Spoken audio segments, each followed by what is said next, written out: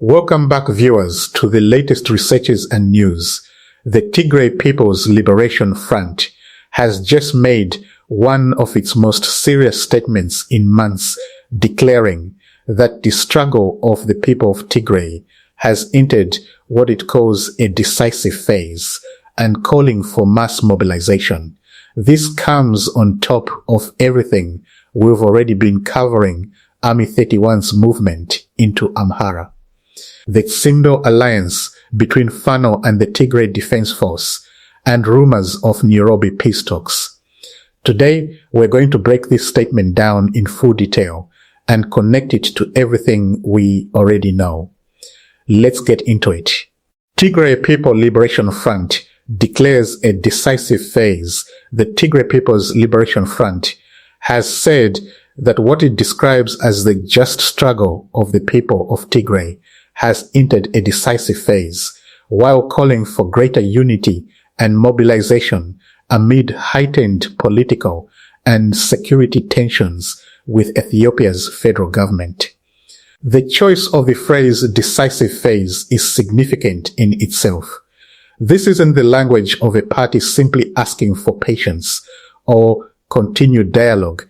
It's language typically used to prepare a population for a major turning point, whether that turning point ends up being renewed conflict, a decisive round of negotiations, or both happening at once.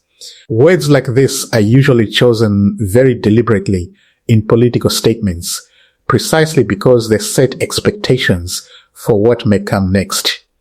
In its weekly statement, the Tigray People's Liberation Front accused the federal government, led by Prime Minister Abiy Ahmed, of failing to implement the Pretoria Peace Agreement and of repeatedly carrying out what it described as attacks against Tigray. The party alleged that years of efforts by Tigrayan authorities and the Tigray People's Liberation Front to resolve political differences through dialogue and negotiation had failed, accusing the Prosperity Party-led government of refusing to address what it called the interests and security of Tigray. The Tigray People's Liberation Front said the people of Tigray had been left with no alternative but to organize and mobilize to protect what it described as their existence and sovereignty. This directly connects to what we told you in our last video, where a Tigray People's Liberation Front spokesperson stated on their own television channel that if the Ethiopian government fully implemented the Pretoria Agreement, including handing over Western Tigray and allowing displaced people to return, the situation could improve. This new weekly statement essentially reinforces that same message, but escalates the tone considerably, framing continued non-implementation not just as a broken promise, but as an existential threat that leaves them no alternative but to mobilize. The call for military mobilization, the statement, placed particular emphasis on the mobilization of young people and the strengthening of Tigray's forces. According to the Tigray People's Liberation Front, fighters who had previously left their units were returning, while new recruits were being sent to training centers and joining what the party described as the force responsible for safeguarding Tigray's existence and sovereignty. The statement did not provide specific figures on the number of returning fighters, new recruits, or the overall scale of this reported mobilization. This lines up closely with what we've already reported, the Tigray Defense Force's public call to the region's youth to join its ranks, which we covered in an earlier video. It also connects to the pattern of returning fighters we told you about, including the 21 fighters who returned to Mekelle from afar, the 8 more who returned separately, and the 17 who entered through Sekota. This new statement essentially confirms, at an official political level, the same mobilization trend we had already been tracking through individual, on the ground reports. The lack of specific numbers here is worth noting. Two official statements calling for mobilization often avoid revealing real figures, both to avoid giving the opposing side a clear picture of their actual troop strength and to leave room for the scale of the effort to be perceived as larger than what can be independently confirmed. The party also called for increased efforts to counter what it described as a psychological war being waged against Tigray through social media and conventional media. The Tigray People's Liberation Front further accused the federal government and its supporters of spreading what it called false narratives aimed at weakening Tigray and creating divisions between different communities. Framing media and social media narratives as a psychological war is a way of preparing the population to distrust information coming from outside sources, while reinforcing loyalty to the party's own messaging.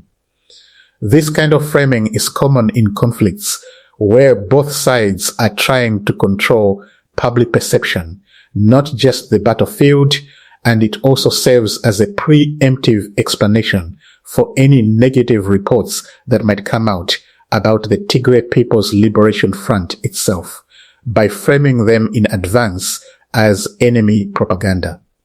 Alongside its political and military messaging, the Tigray People's Liberation Front called for greater self-reliance to address the economic and humanitarian challenges facing Tigray.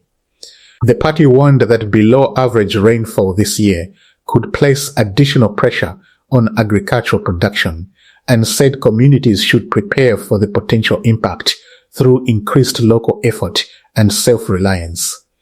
The statement portrayed Tigray's population has increasingly united around what it described as a struggle for survival, sovereignty, and self-determination. The Tigray People's Liberation Front said it remained committed to securing what it called the right to self-determination of the Tigrayan people, and ultimately to building a peaceful, developed, and democratic Tigray, including an economic warning about rainfall and agriculture inside what is largely a political and military statement is notable.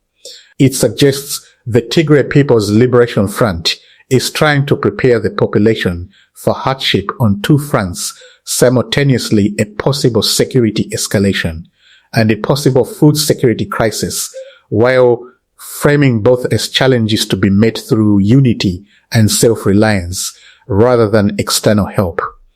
This kind of dual messaging often aims to strengthen internal cohesion ahead of a difficult period, regardless of whether that period ends up being defined more by conflict or by economic strain. This statement comes amid renewed tensions between the Tigray People's Liberation Front and Ethiopia's federal government, nearly 4 years after the November 2022 Pretoria Agreement formally ended the devastating Tigray War.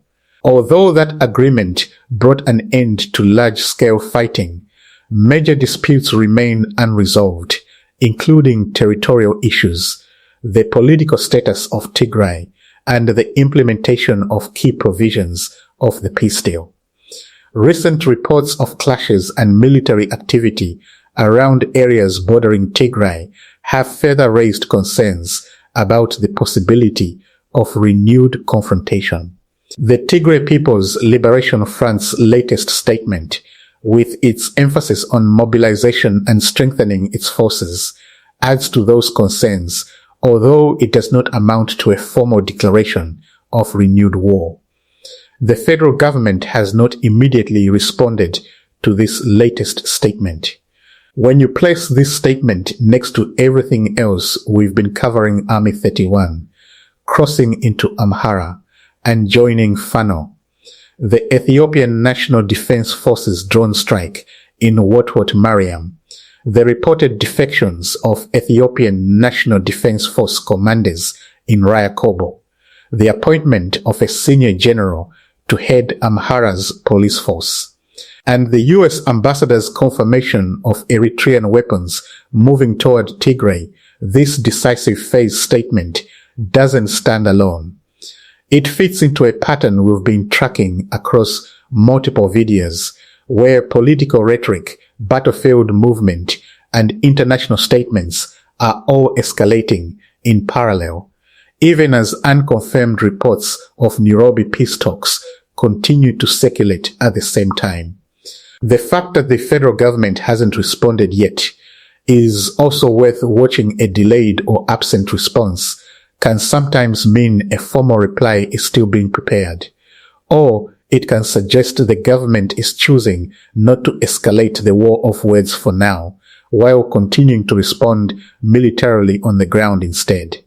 So to summarize, the Tigray People's Liberation Front has declared that the Tigrayan struggle has entered a decisive phase, accused the federal government of failing to implement the Pretoria Agreement, called for a major mobilization of youth and returning fighters, warned of both a psychological war and a potential agricultural crisis from poor rainfall, and reaffirmed its commitment to self-determination for Tigray. None of this amounts to a formal declaration of war, but combined with everything else we've covered, the troop movements, the defections, the alliance with Fano, and the reported Eritrean support, it's clear the region is moving further away from stability, not closer to it. We'll keep watching every side of this story for you. Subscribe to our channel and hit the bell icon so you don't miss the next update.